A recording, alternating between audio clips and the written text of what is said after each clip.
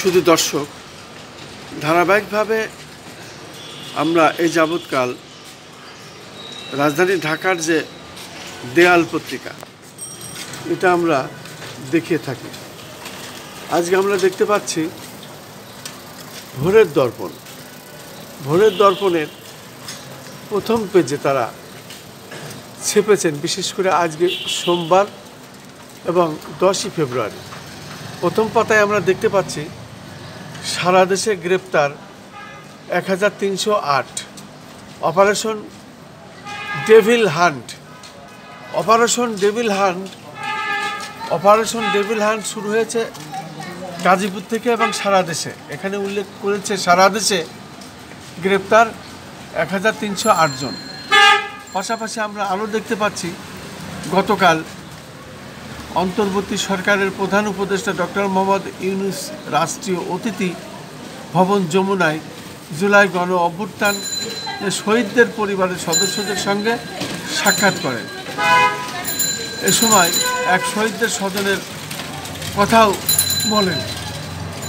পাশাপাশি আরও দেখতে পাচ্ছি বিএনপিকে নির্বাচন কমিশন মে জুনের মধ্যেই ভোটের পূর্ণ প্রস্তুতি। পাশাপাশি আরও দেখতে পাচ্ছি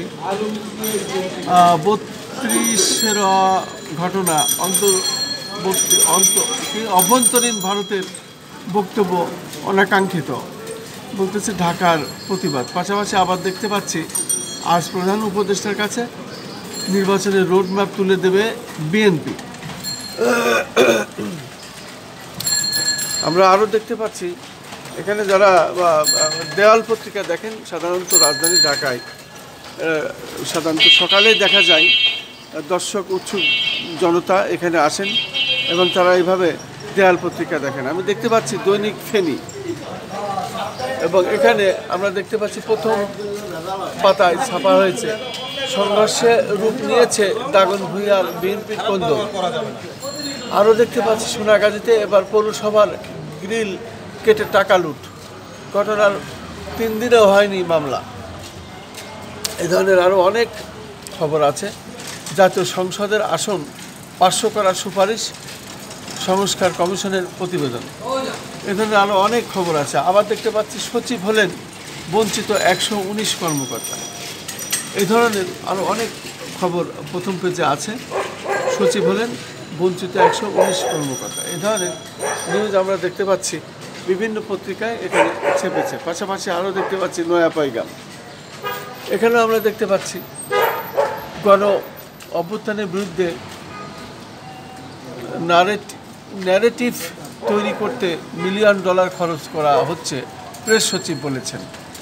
পাশাপাশি আরও দেখতে পাচ্ছি 6 সংস্কার কমিশনের পূর্ণাঙ্গ প্রতিবেদন ওয়েবসাইটে প্রকাশ।